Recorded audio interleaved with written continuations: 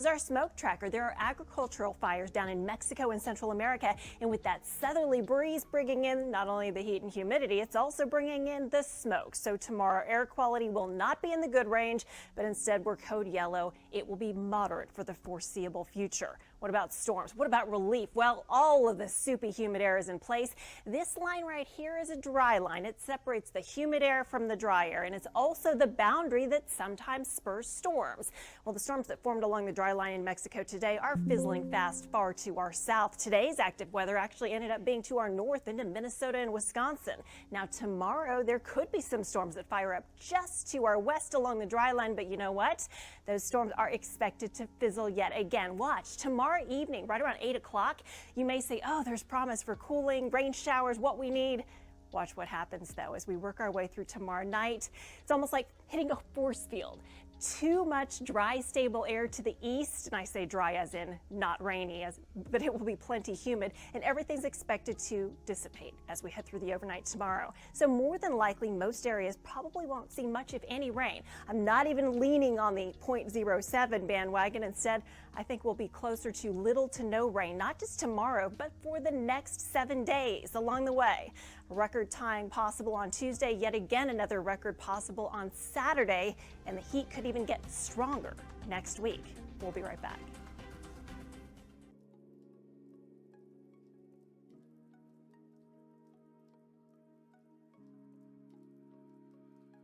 Though it's only May, it feels like summer, and our heat wave is going nowhere anytime soon. Even right now, our temperature is 84, our average high 85, and today we soared to 97, second hottest of the year, only to yesterday when we hit 98. Tomorrow I'm going to nudge it down a degree. You're not going to be able to tell the difference. 96 though for tomorrow could tie the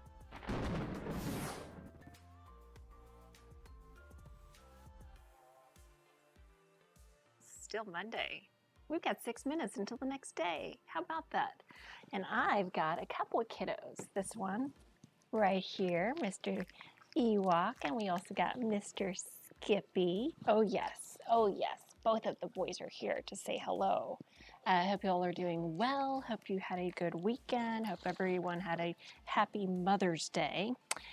And since it is still Monday, May 9th, I am wearing my OU sweatshirt, which is actually one of the sweatshirts I wear all the time, or just because, frankly, it's warm. And whenever I get home at night, the air conditioning is really cold. But you may have heard back on the 29th of the month that 3 students from OU who were storm chasing, they had wrapped up their storm chasing and they were in an accident on their way home. And so it was Wear Red Day on behalf of those 3 students. So without further ado, we're going to be storm-free the way things are looking for a while. Danny Glover, and you say hi to the sidekicks. Yes, they are here. Thank you for checking in tonight. A little earlier than what I had been doing, which ideally we do these before midnight. I mean, I don't know about you, but I need to get in the habit of at least trying to get to sleep at a decent hour, don't you think? All right, you can stay right there along with Skippy, okay? You got a camera just for you. Just for you. That's right. All right, here's a look at the 7-day forecast, and it is a hot one. These temperatures are more like what you'd see in July as opposed to May. So we're a couple of months ahead on those temperatures. In fact, I looked at the records over the last, well, since records have been kept, 1897 for Camp Mabry, or for Austin, and through the first 9 days, Larry Drake, how you doing? Through the first 9 days of May 2022 currently ranks as the hottest on record. And there's no letting up anytime soon. You look at the next 7 days, the red boxes I've highlighted, Tuesday as well as Saturday, as days when we could potentially see record highs. I think we could tie the records. Oh, there's a Skippy Skip. We could tie the records for Tuesday as well as Saturday. And at this point, we could be within a few degrees of record highs Wednesday, Thursday, Friday, Sunday, and Monday. And it wouldn't shock me if we see record heat in a week, the following Tuesday. And it wouldn't surprise me if we see our first triple-digit day by next Wednesday. So it's all happening. I actually was surprised we didn't quite make it to 100 this past weekend, but even still, it is hot, it is humid, it is hazy as well. Aries, hello, you say crazy last night. Oh, I bet the Austin FC game was very uncomfortable, my guess. Bob says you hate blue H's except in winter. You have to think about that. In case you guys are wondering, big ridge of high pressure in the upper levels of the atmosphere, and that's basically bringing sinking air at the surface. Sinking air is compressional heating, which makes it hot at the surface. It squashes rain chances, and it just kind of, if you will, it's a little bit incestuous because we've got drought conditions and dry conditions, and the longer you go with dry conditions, the hotter the temperatures get, and it just kind of compounds itself. So the outlook is not good for us to see much, if any, relief anytime soon. That said, there are areas to our west that may see some severe thunderstorms, believe it or not, as we head into Tuesday night into Wednesday morning. But those storms will probably fizzle before they reach us. So I do not have any rain chances in the next 7 days. Camp Mabry's had half an inch. The airport has had 1/4 of an inch. That's through the first 9 days of May. As you can see, we are definitely running a deficit, and we definitely need some rain. Javon, hello. Yeah, it's a lot of heat outside right now. We have just now dropped to 80 degrees in Austin. Crazy to think our average high is 85. We soared to 97 earlier in the day. Only cool spot I can see on this map is up in the Panhandle. It's 67 degrees in Amarillo. Everyone else is still baking across the Lone Star State. As you take a look north, though, what's interesting is check this out. 37 degrees in Boise, Idaho. There is a pretty big trough of low pressure that is keeping it cool on the west coast. Then we've got a big ridge of high pressure that is dominating. It had been over us over the weekend. It has shifted a little bit farther to the east, but this is high pressure here. And we've got basically low pressure roughly here. And then we have a front right about here. And unfortunately, the front will not be moving in, but we do have winds that are moving in off the Gulf, which is pumping in the heat and humidity. And our only hope for seeing showers or storms would be in the form of hopefully a dry line storm firing up and making its way all the way over here, but more than likely it will dry up before reaching us. So of course the drought's been worsening, even though we had some copious amounts of rain in some spots like Williamson County, for instance, on Thursday. Most areas just didn't get that much. Also, in addition to hot and humid, how about add hazy? Air quality for your Tuesday is going to be in the moderate range. You will definitely note some of that haze in the air. Allergy report, grass, thankfully, was the only thing in the moderate range. We had oak, mulberry, pecan, and mold all sitting in the low range. So at least the allergies aren't horrible. High temperatures recorded. We're actually quite a bit cooler than what we saw on Saturday. Saturday, Llano hit 106 and Mason hit 108. On Monday, this is Monday because obviously it's just now past to midnight, but so these are Monday's highs. Camp Mabry hit 97, which tied for the second warmest so far of the year.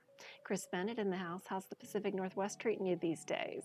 All right, so here's the drought monitor that came out on Thursday. Exceptional drought still remains across the hill country, and areas that previously didn't have any drought are now considered abnormally dry, which is a precursor to drought conditions. It is just unfortunate. I mean, it would take multiple inches upon multiple inches of rain to get us out of the dire straits we are currently in.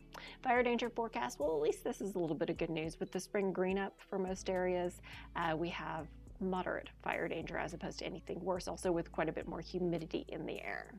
Lauren, hello. Say hi to Ruby from the dog. She said you enjoyed watching the videos of different foods. I gotta tell you, it's been fun, but now we're back to just the same old, same old. But it was a fun 4 days of exploring foods from across the world.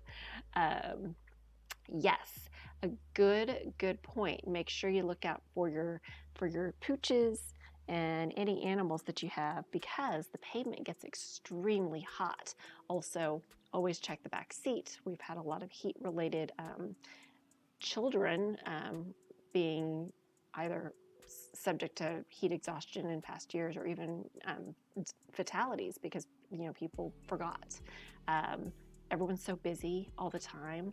Just remember, like kids, pets, older adults, anyone who might need an extra hand. This is the kind of heat that we typically get a couple months from now. And so this is kind of the first big heat wave too early in the year. Bob says, let's see, I wonder if I can, oh yeah, there you go. So you were misquoted in the magazine article. I got to read it. Bob sent me a link. Was it over the weekend? I forget. It was while I was on vacation, so I was like, okay, I'm going to read it later, but not right now. Javon says, World Lupus Day and Lupus Awareness Month. Thank you so much for letting us know about that. You say, use this as an opportunity to explore how heat and humidity and weather affect folks like you with lupus. My guess is that you are sensitive to that, and thank you so much for putting out that PSA as well. Oh yes, and then Bob says the lunar eclipse. So Sunday night into early Monday. It's going to start right after sunset on Sunday evening, right around 8:30 p.m., the partial lunar eclipse. And we in Austin get a total lunar eclipse, which is great. And you don't need any special glasses or anything like you would for a solar eclipse. Lunar eclipse, just look up. And the totality is going to be right around 10:30 p.m. on Sunday. And I mean, it should be an excellent view. We should keep clouds, like it should be clear through most of the evening. And if clouds redevelop, they probably won't redevelop until heading towards sunrise on Monday. So I'm actually pretty optimistic, hopeful. There may be a weak front that tries to drape itself somewhat close to us either Sunday and or Monday, but at this point I'm not counting on it moving in, and I'm not counting on it bringing us rain, and hopefully it won't bring us clouds either. But yes, a total lunar eclipse coming up on Sunday evening. So look for that in the days to come. We'll have more information on like the exact times and all that good stuff coming up. So temperature 80 degrees. The high earlier was 97. As we look ahead, here's your hour by hour forecast. I thought since we hit 97 today, and I do think it'll be slightly cooler, but only maybe by a degree. Let's see if we get there. Record high is 96, set back in 1967, and I am forecasting 96 degrees. Also, do look for cloud cover. First thing in the morning, it'll be cloudy and murky and muggy. And then in the afternoon, it will be hazy and hot and humid. Southeasterly winds about 10 to 15 miles per hour. Now this map, remember I told you that there's some smoke that's been causing haze. So agricultural fires in Mexico and in Central America. And if you bring in a south and southeasterly wind, what that's doing is that's basically blowing the smoke plume from those agricultural fires, or maybe some is here as well, and it's pushing it northward into the Lone Star State. So we are in the green. We're getting the light smoke, which translates to light haze. Thankfully, we aren't dealing with moderate or heavy smoke because that possibly could have adverse conditions for the air quality. Instead, we're going to be in the code yellow moderate range on Tuesday, which is not ideal, but it's at least not as bad as if we had unhealthy for some, which can cause sensitive people some issues. All right, I mentioned that if we do manage to see a little relief, it would have to come from storms firing along this guy, this dry line, which actually has shifted in the last hour or so. So let me see if I can move it. There you go. So right here at the junction between the warm, humid air to the east and the hot, dry air to the west, look at this. The dew point is 15 currently in Lubbock, but in Abilene it is 68 degrees. So that's a huge contrast. So along the dry line can be one of the places that we see storms trigger. And I do think that we will see some trigger in the afternoon hours on Tuesday, but I do not think they will make their way all the way to the Austin area. Okay, so earlier storms that did fire along the dry line in Mexico have barely held together, just about to fizzle way to our south. So these did not play any role in our forecast. Meantime, up north, look at this. There were tornado warnings through parts of Minnesota as well as Wisconsin, and storms are currently rumbling through Iowa. Sally Wood, hello to you. There is a cold front that is draped through the Central Plains and into the Rockies, but it's going to stall before reaching us, so we will not reap the benefits of either lower humidity or rain or cooler temperatures. Javon says you're susceptible to swelling and inflammation in your joints. Everyone's a little bit different. Watching the stream and following on Twitter definitely helped you plan ahead. I am so glad that that helps you out. Yeah, unfortunately, I don't see any good relief anytime soon. And honestly, next week, I wouldn't be surprised if we see triple digits by Wednesday, Thursday, Friday. Ugh, it's a very summer-like looking pattern. So, I mentioned that dry line could be the only salvation for getting in some storms, and unfortunately, any storms that form along that dry line might actually be severe. In yellow, that's a level 2 out of 5 threat for severe thunderstorms. In green, isolated severe thunderstorms possible. This is just west of the CBS Austin area. But you would think, oh wait, storms could be so close. It's going to be one of those instances of so close yet so far away. I've been watching computer models, and it's unlikely, even though you can see that by about 9:30 p.m. on Tuesday, it looks promising, right? You're like, oh, check out these storms. They're here. They only have to make it to here to bring us rain and relief. But unfortunately, unless this has changed some since I blinked an hour ago, the storms are expected to weaken and dissipate before they make it to us. So easy come, easy go, and we do not get in on the rain, unfortunately. So there you go with the dry forecast. And the Tuesday night into Wednesday morning rain chance is more or less the most promising rain chance of the week, and I'm forecasting 0. So that's the bad news. Take a look at this. 2 different computer models. On the left-hand side, this is the GFS computer model. It is currently giving pretty close to 0 over the next 7 days. On the right-hand side, this is the European computer model, and it actually shows a few spots getting a little bit of meager precipitation. But across the board, we're going to be hard-pressed to get much, if anything, in the next week, and possibly in the next 2 weeks. If I had to ballpark it, I would say maybe around the 24th. I know that's a long way. Maybe around the 24th, we might have a decent rain chance. All right, so temperature-wise, 96 is a record for Tuesday. 96 is a record for Saturday. I think we could get there both days. And we're just going to continue to see temperatures running about 10 degrees above average. Future clouds and radar, patchy clouds in the morning, giving way to afternoon sunshine. Temperatures in the low to mid 90s across the area. Southeast winds pumping in the humidity. Hazy skies courtesy of smoke. Then as we head our way toward, and let me go ahead and back this up just so you can see. Remember how we were tracking the potential of seeing some of those showers out west or storms out west? And this particular computer model is trying to bring a few lonely showers to Mason and Gillespie County by about 10 p.m. on Tuesday. But then watch, they just fizzle. So even if they do materialize, they're not going to bring much relief, if at all. We're back to cloud cover on Wednesday morning, and then back to sunshine on Wednesday afternoon. Forecasting a high of 95 in Austin. It'll be similarly hot through the Western Hill Country. Southeast winds, a continuation, and we'll just watch and wait and wonder and hope. This is from the Weather Prediction Center, with the exception of a spotty shower toward the north and east, and maybe if you're lucky near Lake Buchanan, it does not look promising for us to see rain. Meantime, rain chances, yeah, this is my forecast. 0, 0, 0, 0. You get the idea. Chris says you had lows in the mid-30s. I can believe it. I can believe it. So yeah, the cold air is nowhere to be found here in central Texas. Plentiful warmth though, and just take a look. The average low is 65 degrees. I don't have a single day close to that. We might see a couple of days with lows in the upper 60s. Our average high is 85. Nope, nothing close to that either. We may nudge around 95 on Wednesday and Thursday, but then we head back up again Saturday, Sunday, and Monday. And if I could put Tuesday of next week on there, I'd probably say 98 or 99. If I could put Wednesday of next week, I would put 99 or 100. Our average first 100-degree day, July 4th.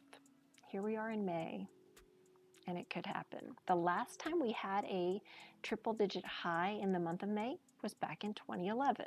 As you guys know, 2011 was a horrible drought year. Currently, much of the hill country is seeing its worst drought since around 2014.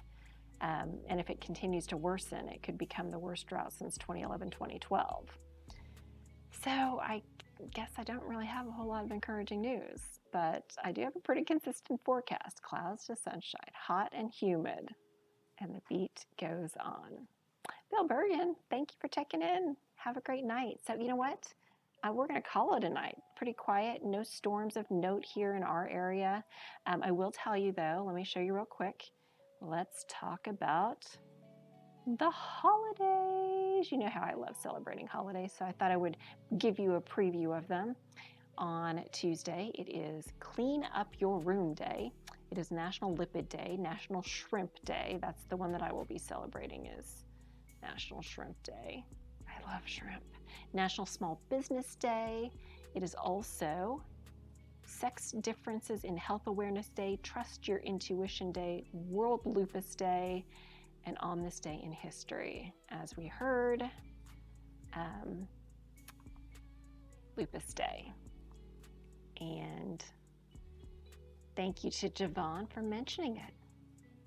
So, food holiday-wise, definitely shrimp. Also, I thought I would start doing this whenever I remember, and that is to highlight some of the historical weather events that have happened in the Austin area. So, back on May 10th of 1959, there was a tornado that hit Austin, destroyed 2 commercial buildings and damaged 8 to 10 homes and barns in the Austin area. Carried a 1-ton metal shack about 200 yards. So that was your weather history for May 10th, 1959. On May 10th of 1983, a deadly flood hit Blanco County. Unfortunately, it was campers on the Pedernales River. A group of 12 children and 4 adults had canoed through the park and camped 5 miles east of the park. They set up their camp 30 feet from the river, but their campground flooded and they were all washed into the river. 3 children and 1 of the adults drowned while the others escaped to history. That's kind of a sad little piece of weather history. Back in 1995, tornadoes hit Del Rio. And in 1957, on May 10th, giant hail hit Valverde County. So this time of year, I mean, we're getting closer and closer to the anniversary of the Gerald tornado, May 27th, 1997, 25 years ago. A lot of crazy weather can happen this time of year, that's for sure. And with that, if you want the latest weather anytime, you can always go to cbsaustin.com/weather. Check in with Avery Tomasco first thing in the morning. Thanks as always for checking in, and we're wrapping it up at a decent hour for a change, which is probably a good thing.